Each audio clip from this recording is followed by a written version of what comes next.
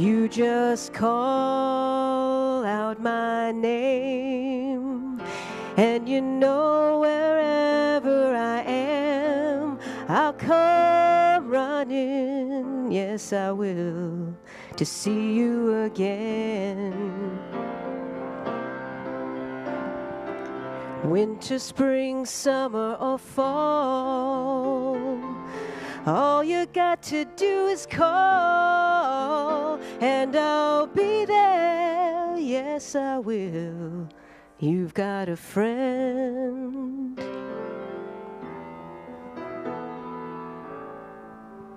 If the sky above you should turn dark and full of clouds, and that old north wind should begin to blow,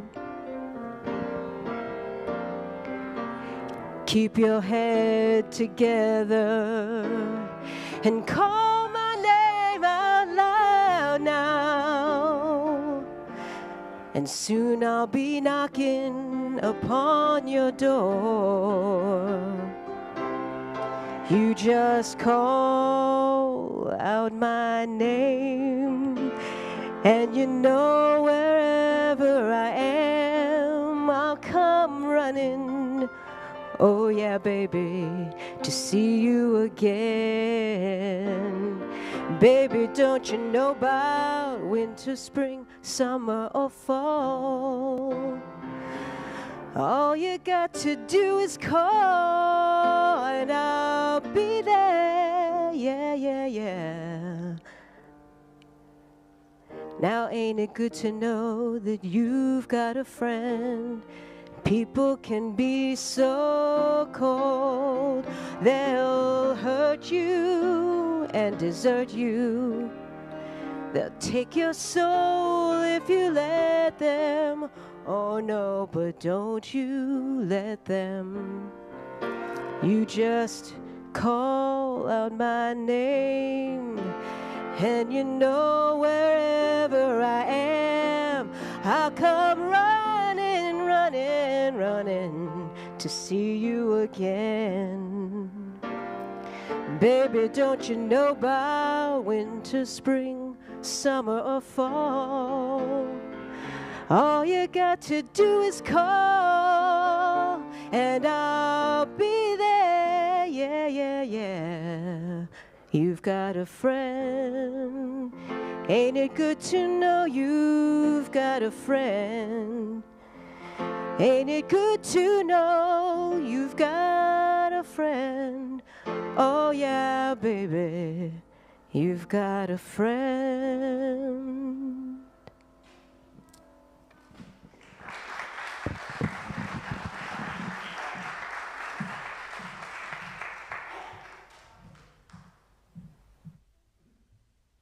Good morning. Welcome to the First Unitarian Church of Cincinnati, located on the ancestral lands of the Adena, Hopewell, Miami-a, and Shawnee. Our people, our urban community, welcomes all with love, supports learning, spiritual growth, serves our wider community, and works for justice, equity, and inclusion.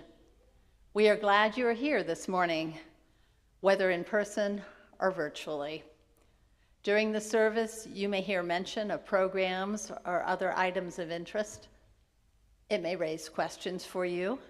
If you would like to learn more about these events, our community, or ask questions about our faith, please contact us at member-care@firstuu.com.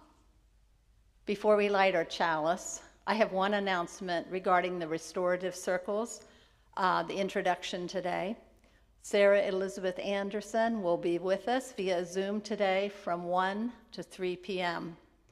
If you have not registered, you can still do so by emailing Linnea Los at linealos@gmail.com or calling her before 12:30 today. We begin our time together this morning by lighting our chalice, the chosen symbol of our faith, with these words by Viola Abbott. toward a place of wholeness. We are Unitarian Universalist.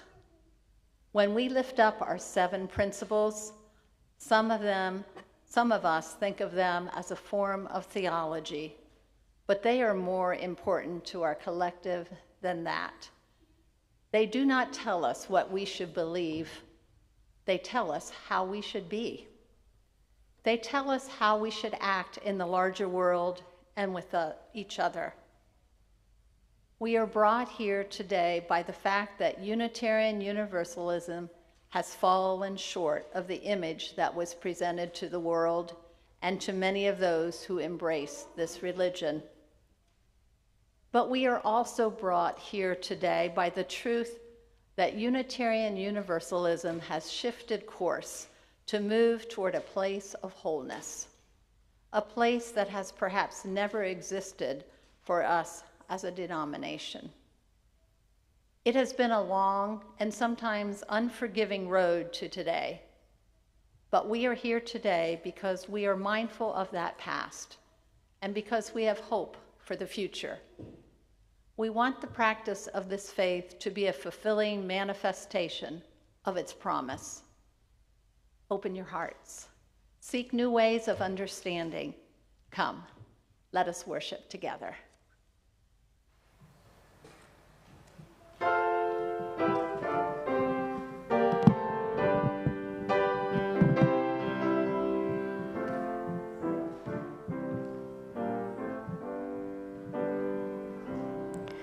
When I find myself in times of trouble, Mother Mary comes to me, speaking words of wisdom, let it be.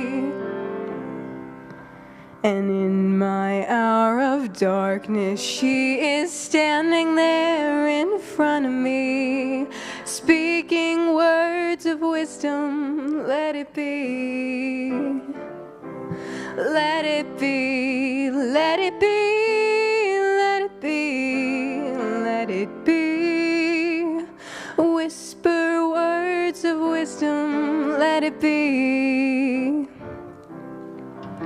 And when the broken-hearted people living in the world agree, there will be an answer, let it be.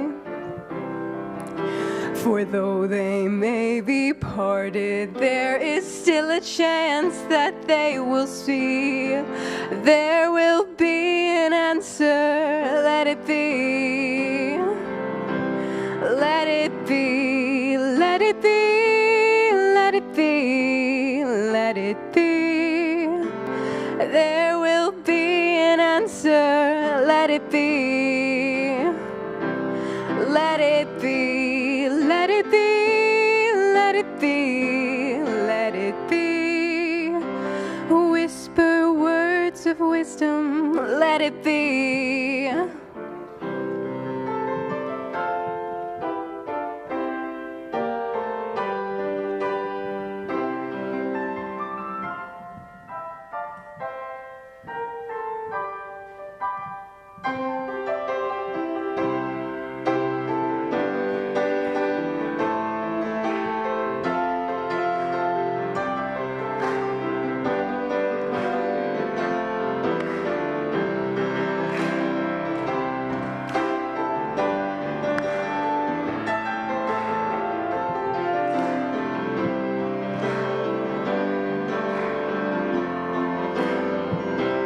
Let it be, let it be, let it be, let it be. Whisper words of wisdom, let it be. And when the night is cloudy, there is still a light that shines on me.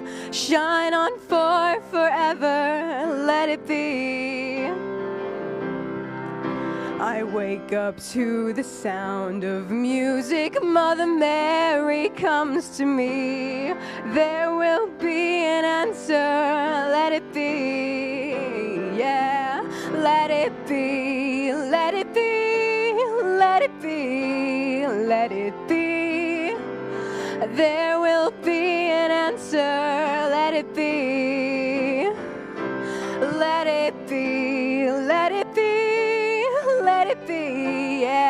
let it be.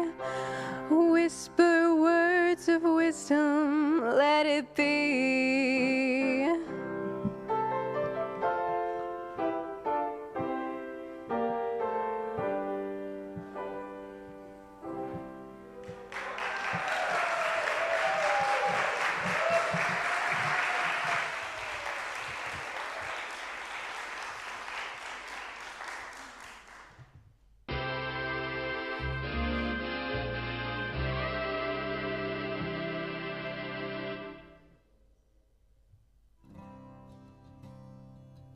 They All Saw a Cat by Brendan Wenzel. The cat walked through the world with its whiskers, ears, and paws. And the child saw a cat. And the dog saw a cat. And the fox saw a cat. Yes, they all saw the cat. The cat walked through the world with its whiskers, ears, and paws. And the fish saw a cat. A cat. And the mouse saw a cat. And the bee saw a cat. Yes, they all saw the cat.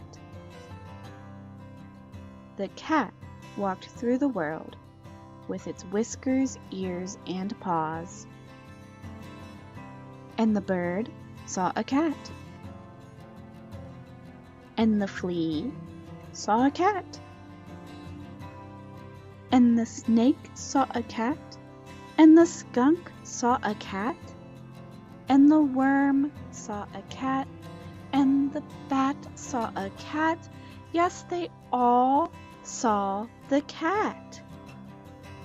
Yes, they all saw a cat. A child and a dog and a fox and a fish and a mouse and a bee and a bird and a flea and a snake and a skunk and a worm and a bat.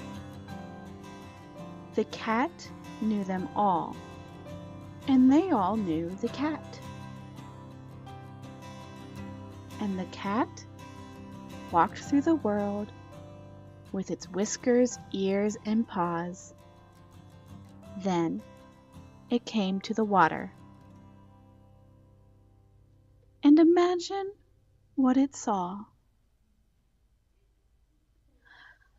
I wonder, how is it that we all end up seeing the world in different ways? And how can we see the world from another person's point of view?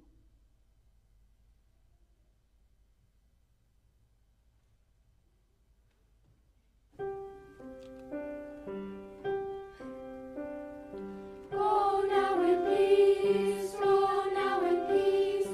May the love of God surround you everywhere, everywhere you may go.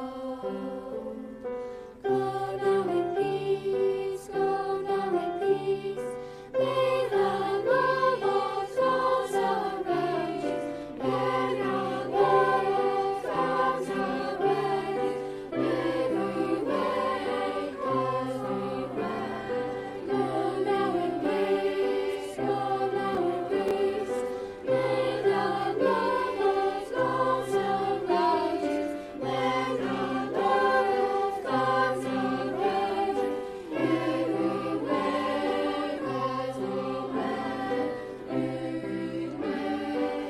everywhere. Go now in peace, go now in peace.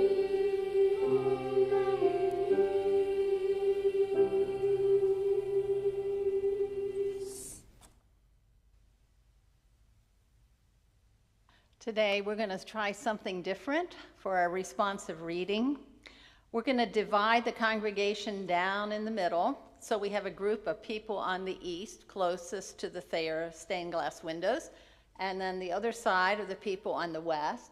closest to the golden stained glass windows. And we will alternate our readings. I will start, and you Eastern people will be next. And the words, yes. In genuine community, there are no sides.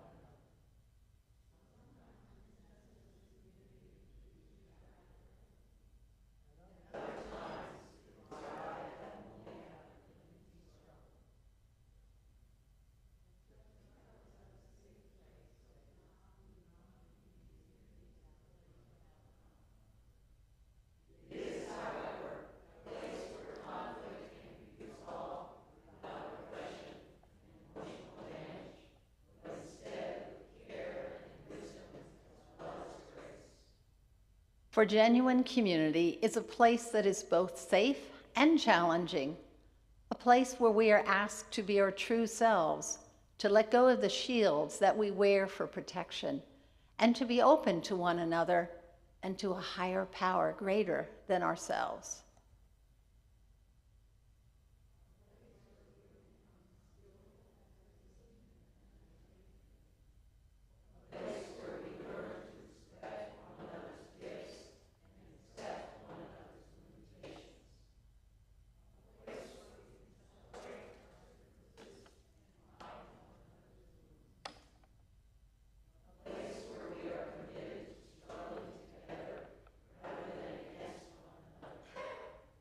A place where we can learn how to leave the house of fear and dwell together in the house of love.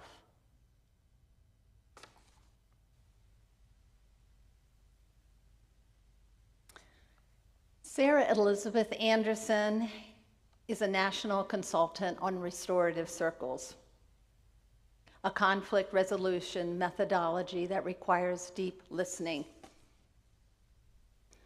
Sarah Elizabeth is a birthright UU. She understands the UU connection between relationships and UU spirituality that is built upon respecting the worth and dignity of everyone equally and equitably. Sarah Elizabeth has customized today's sermon to us entitled Empathy, a Practice of Listening. She pre-recorded this sermon, but she is watching with us live from her home in New Hampshire. Again, I will remind you this afternoon from 1 to 3 p.m., she will lead a live introduction and demonstration of restorative circles on Zoom. If you missed the If you missed the registration deadline to obtain the Zoom link, you can still get in under the wire by emailing your name, email address, and phone by 12:30 today to linealos@gmail.com. And now let's learn about deep listening. Good morning. I'm Sarah Elizabeth. I use she, her pronouns. If you're listening in, I'm a tall, middle-aged female of European descent with wavy, graying, long brown hair tucked behind my ears. I'm on screen from the collarbone up with red-brown wall behind me, and I'm seated in a chair. Welcome to this community. Welcome to this moment. Welcome to this breath. I invite you to connect with your breath as you begin to notice yourself settling wherever, whenever you are in time and space. Invite another breath and notice your inner landscape. There's no place to go. There's nothing to do. Maybe your mind is someplace else. You're making a list, or it feels uncomfortable to notice. Give yourself the gift of just noticing. Noticing your thoughts, noticing sensations in your body, and follow the guidance or not. Listen to whatever is arising. I invite awareness of the seat beneath you. And take a moment to feel your feet as they meet the floor, and notice your next breath moving down through the legs to meet your feet. Notice your belly. Notice your rib cage. Notice the shoulders, neck, and head. And then bring your awareness back to your chest, noticing your heartbeat. And as you take your next breath, notice as the lungs press inwards on the heart, feeling the heart receive a gentle hug with the next breath. And the next one. Gently bring yourself back to awareness of the space that you're sitting in. Notice the room, the sanctuary, or the space around you. Notice the light coming through the window. And take one more breath with awareness in this moment. Becoming aware of the sensations in our bodies, the sensations of being present. Watching the wandering, chattering mind is a moment of listening. Listening to what's happening inside our physical bodies is one way to offer empathy to ourselves. We notice this vehicle that moves us through our daily life, and we give it our attention.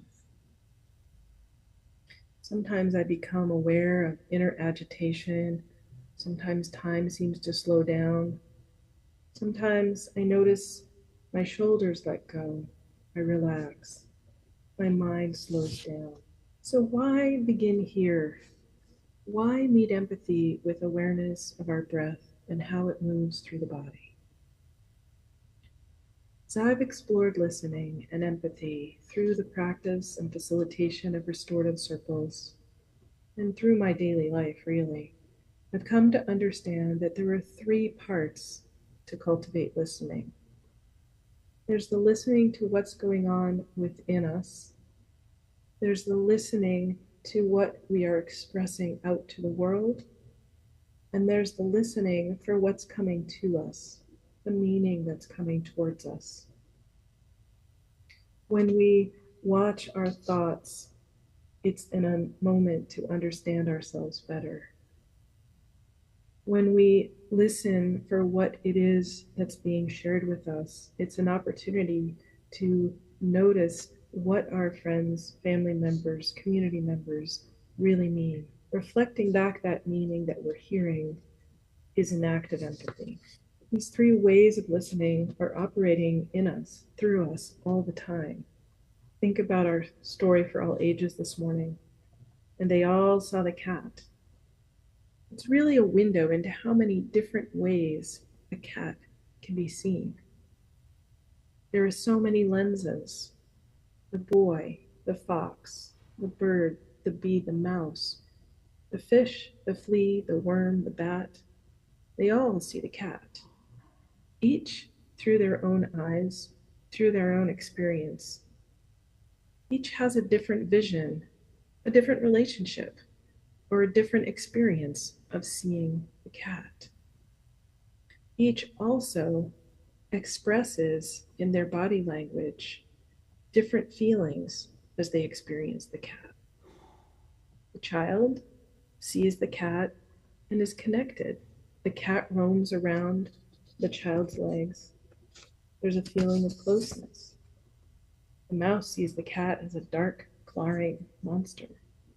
A bee sees the cat as a collection of dots through its many faceted eyes. The cat walked through the world with its whiskers, ears, and paws, and they all saw the cat. What might we hear from the mouse if the mouse described the cat? The flea, the bee, or the worm? Did you happen to catch the cat's glance back at the fox? which showed a little intimidation and fear.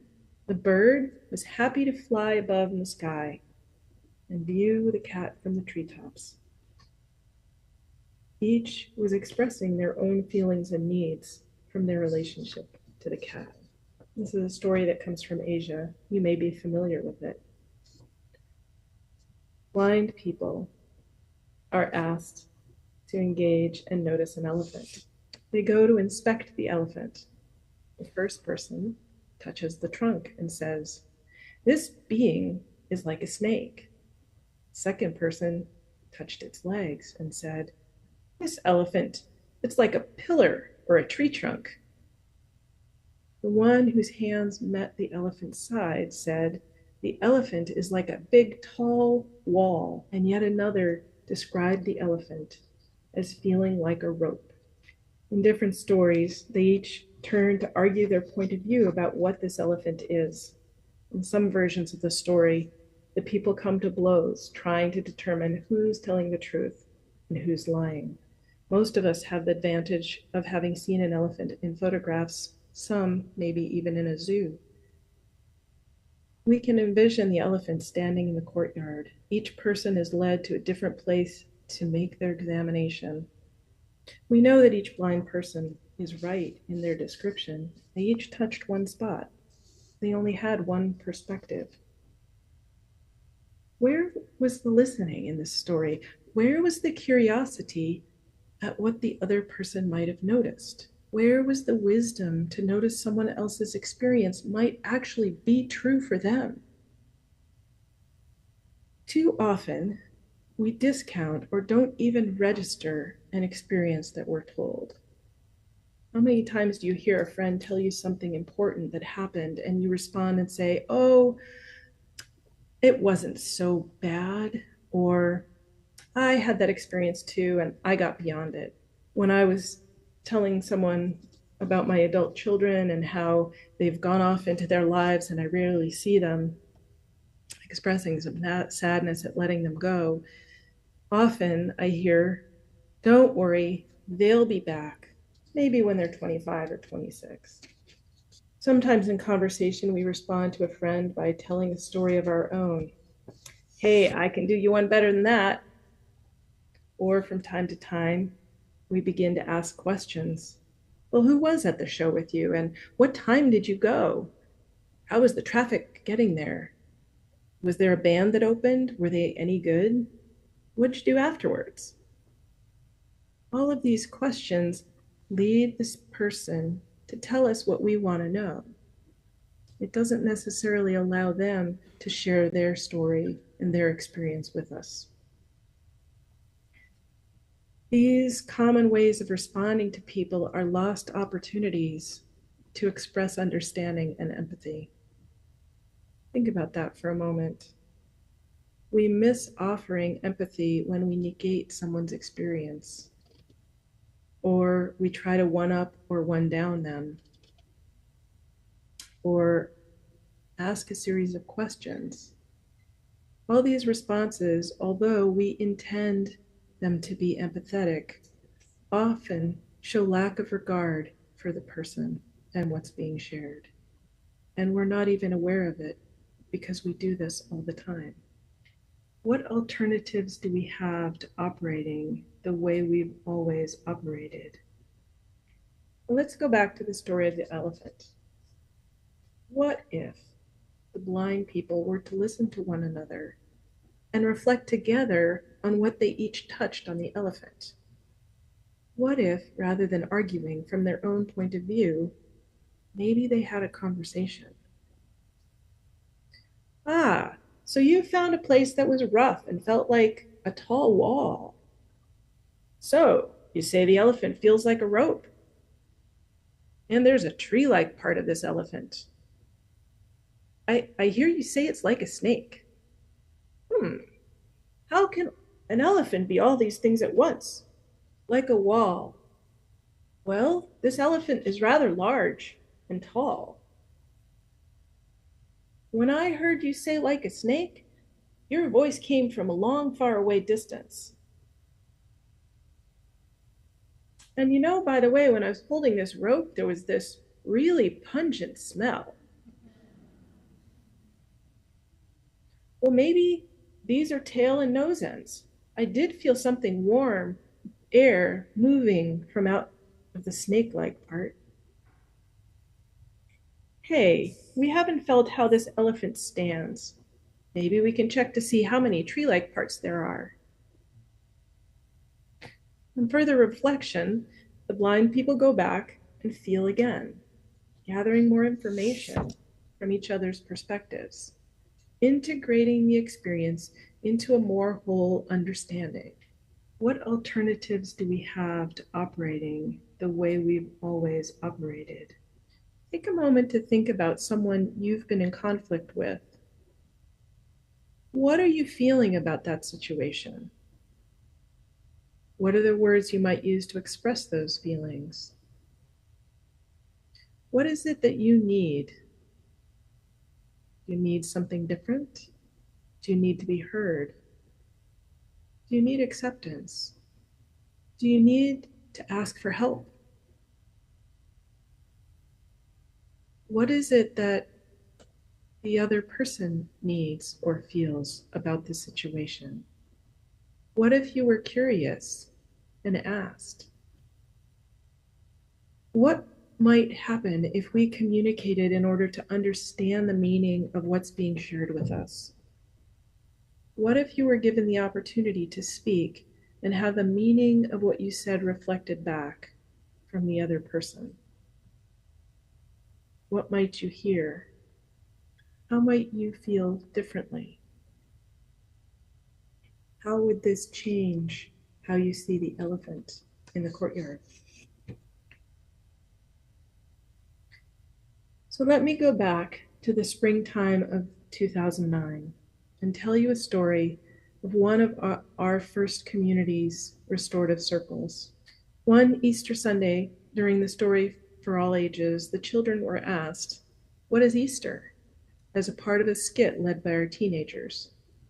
They'd been identifying different holidays. My then 12-year-old son raised his hand and in an excited voice replied, "Easter is when the Easter Bunny brings chocolate and we get a sugar high." There was laughter across the sanctuary. Soon after this, joys and sorrows followed, and there was an open mic. One of our congregation members, Lorna, came to the microphone and spoke of her disapproval of the children's story. "Is this what we want our children to know about Easter?" There was silence in the sanctuary as my parenting, indeed the parenting of many people that morning, was called into question. And the whole congregation, maybe 200 people, were there to witness this.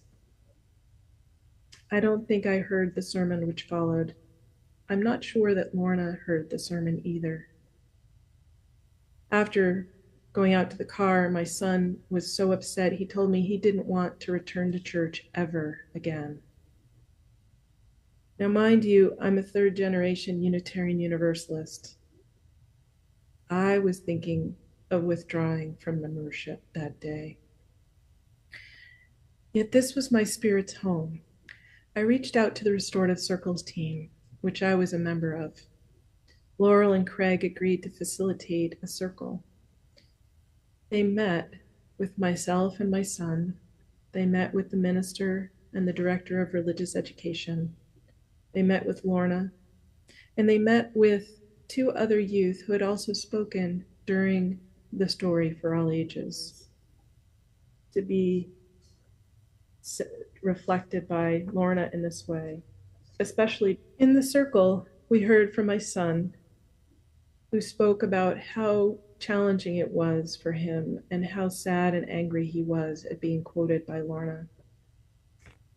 I heard from the minister that she had always wanted to share this particular story with the children in the congregation she was serving. The director of religious education said she thought it was a great idea, and she went along with the story without questioning it. Lorna expressed her pain. Lorna had come to church that morning having been in a new job for about 6 months. She was struggling in her job, struggling with her boss. And she came that morning to hear the good news of Easter. She was looking for solace, for peace, for renewal. And the children's story was very disappointing to her. Lorna also expressed being upset with herself and the circumstances. She had met with the minister the following day and talked about not returning to church. I shared about how upset I was as well. The minister spoke about the good news that Lorna was looking for that Sunday. The sermon followed the joys and sorrows moment. As we spoke and heard from one another and reflected the meaning we understood, we began to understand the circumstances of everything that had unfolded that moment. Each of us in our own way began to soften towards the other. And then, all of a sudden, my son piped up, "I forgive you." There wasn't a dry eye in the room. As our collective hurt dissolved, we created a plan to cultivate our relationships. The minister, Lorna, and I agreed to write about our experience in the circle and what we now understood, and have that published in Parish Notes, our newsletter. To this day, when Lorna and I see one another at church, we check in. Lorna always asks how my son is doing. He's now 23, and he is working as a cook in a local restaurant. I ask Lorna about her grandchildren, who are the light of her life and are growing up. Both Lorna and I remain members of our congregation. At this moment, your congregation is facing a challenging time. Your minister, the Reverend Connie Simon, recently resigned and has moved away. There are those of you who are mourning this loss more deeply than you may have yet to express. There are those of you who may feel anguish, resentment, frustration, longing. You may feel distraught, vulnerable, angry. Some of you may feel relief, sympathetic, or more comfortable. Some of you may need acknowledgement. You may need to be heard and understood. You may need self-compassion or to feel solidarity with one another, to be seen. You may be seeking safety and comfort, transparency, or discernment. The deeper you have loved, the deeper you may experience this moment touching your hearts. There is a path forwards. You are resilient, strong, committed, and connected with one another in ways that you have not yet discovered. I invite you to take the journey that is before you and deeply listen to one another, to reflect the meaning of what you hear expressed from your friend, from a co-parent, from a fellow leader. Sit with your discomfort from time to time. Sit with the joy, for it will come. I invite you to create moments for empathy through listening to and reflecting on what most needs to be expressed by you and among you. This is a time for being gentle with yourselves and each other as you lean in. Offer yourself empathy by listening to your breath. Notice your own body and mind and where you are as you engage. Name your feelings. Notice what needs are arising in your individual beings and in the community as a whole. Cultivate your listening skills. Experience what it is like to truly be heard without someone telling you your feelings will shift.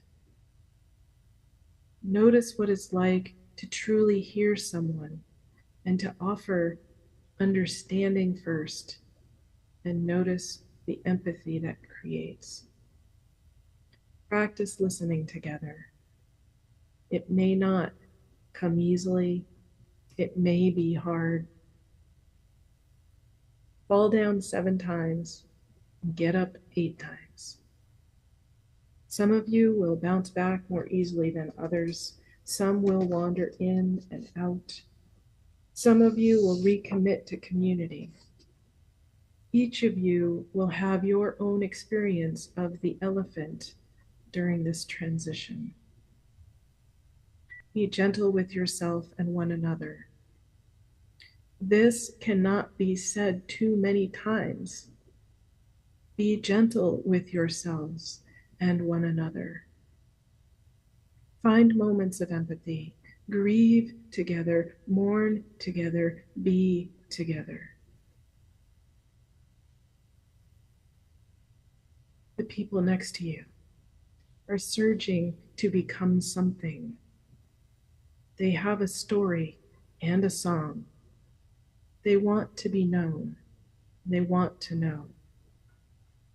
The people next to you believe something, stand for something, count for something, labor for something. They wait for something. Continue together through your tears and anger and frustration and pain, joy and sorrow. Be on this journey together. Do not turn away. Turn towards each other. Listen to one another with curious minds and open hearts. Commit to the struggle together on this journey towards understanding one another's feelings and needs. Let this be a place where we can learn how to leave the house of fear and dwell together in the house of love.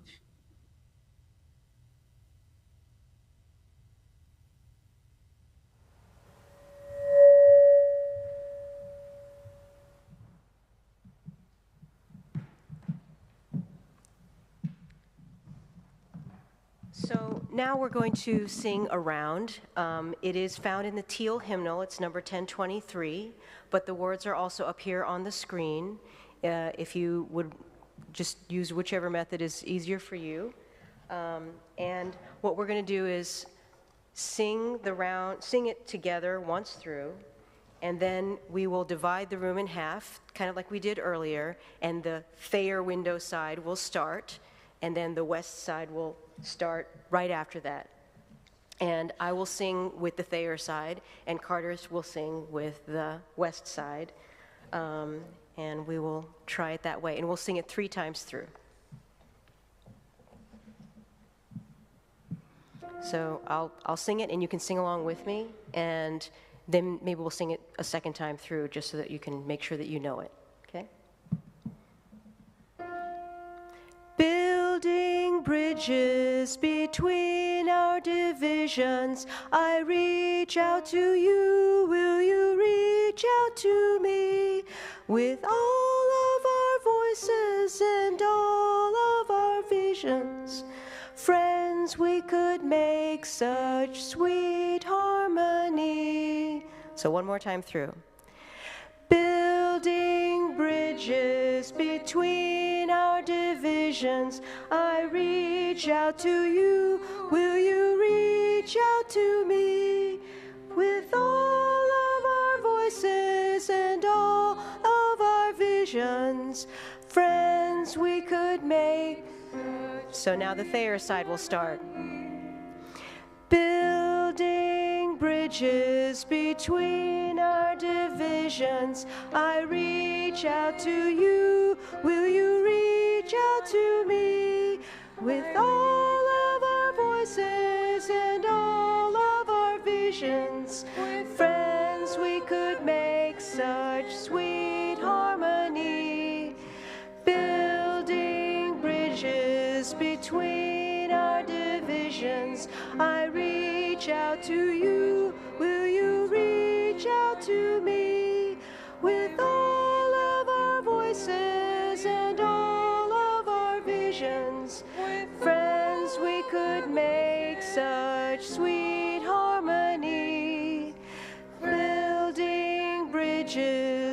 between our divisions. I reach out to you. Will you reach out to me? With all of our voices and all of our visions, friends, we could make such sweet harmony. Friends, we could make such sweet harmony.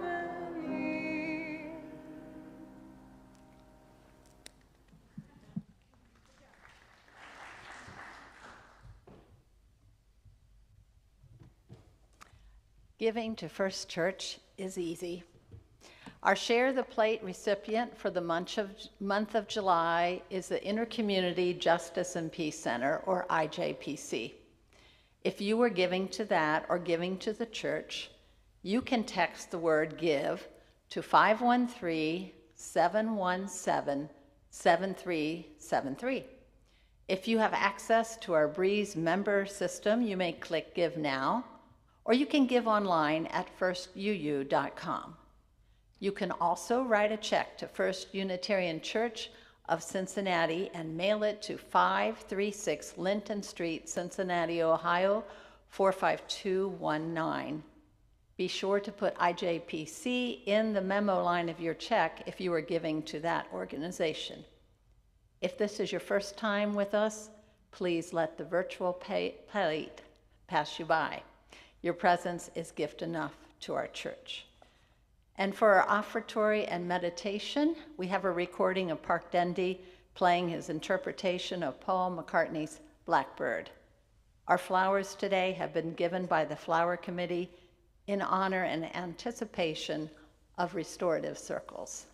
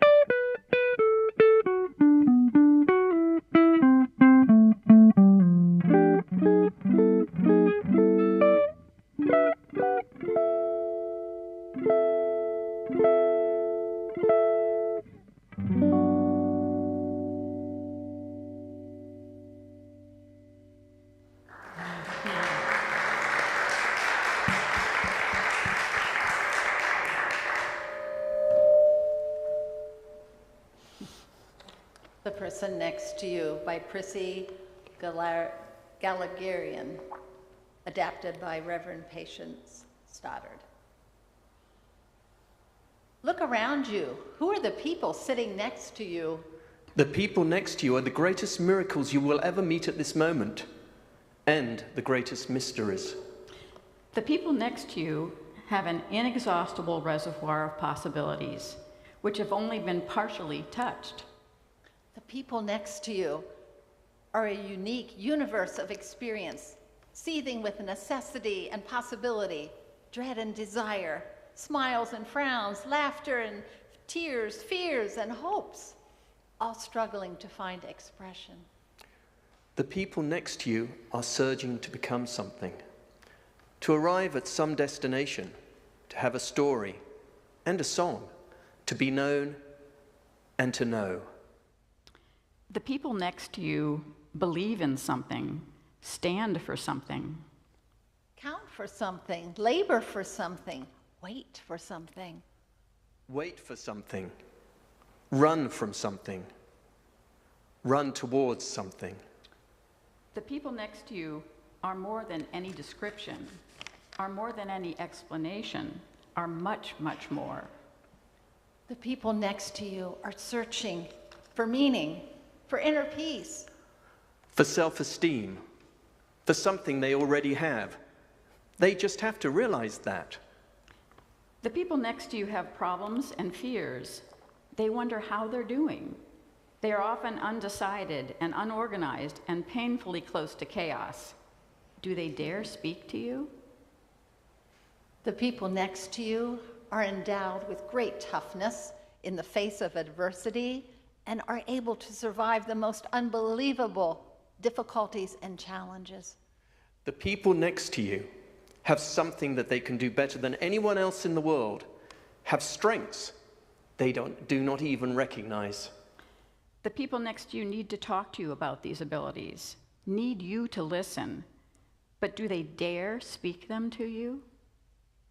The people next to you need a friend, Want to be a friend, Can comfort you care for you. understand you. and love you. Isn't that what you want? It's what they want. The people next to you are special human beings, and so are all of us here. We will want to get to know these people.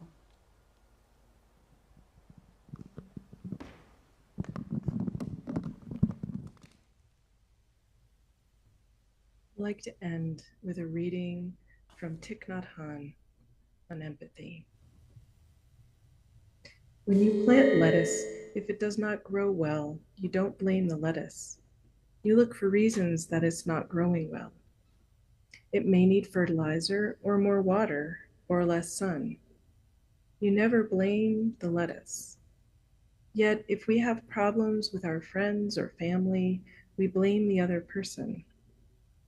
But if we know how to take care of them, they will grow well, like the lettuce.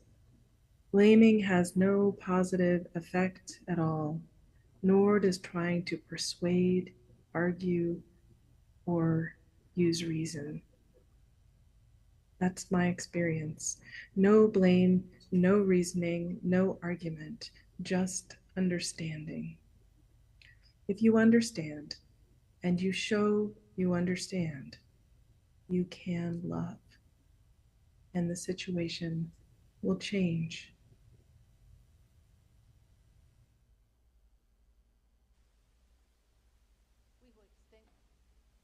We will extinguish the chalice by saying these words together. We extinguish this flame, but not the light of truth, the warmth of community, or the fire of commitment. These we carry in our hearts until we are together again.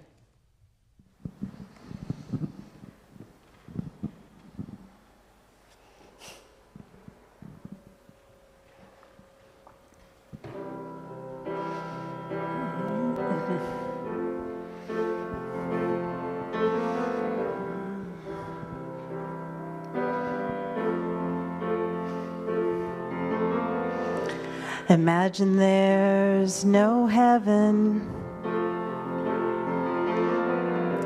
It's easy if you try. No hell below us, and above us only sky. Imagine all the people living for today. Imagine not countries.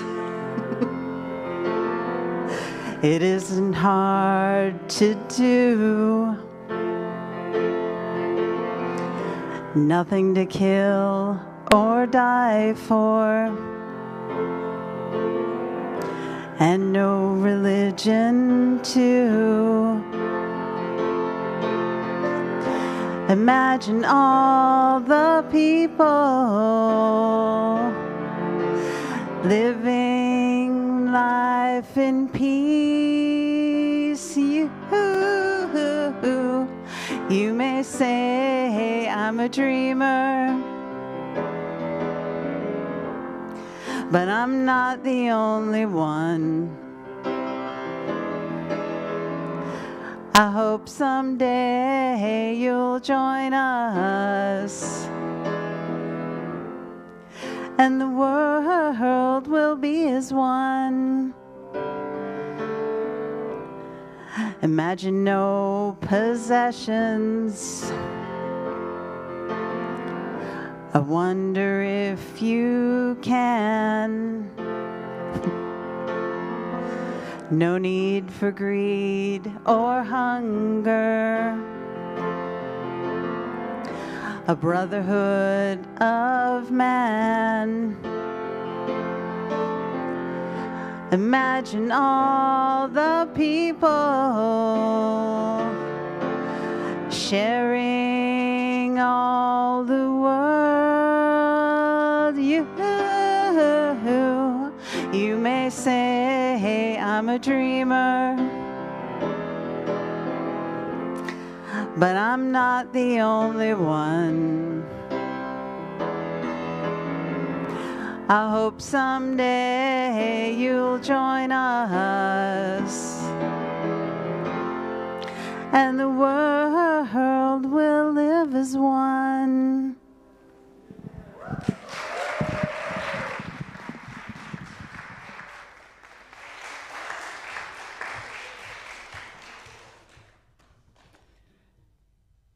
Restorative circles are coming today from 1 to 3 p.m.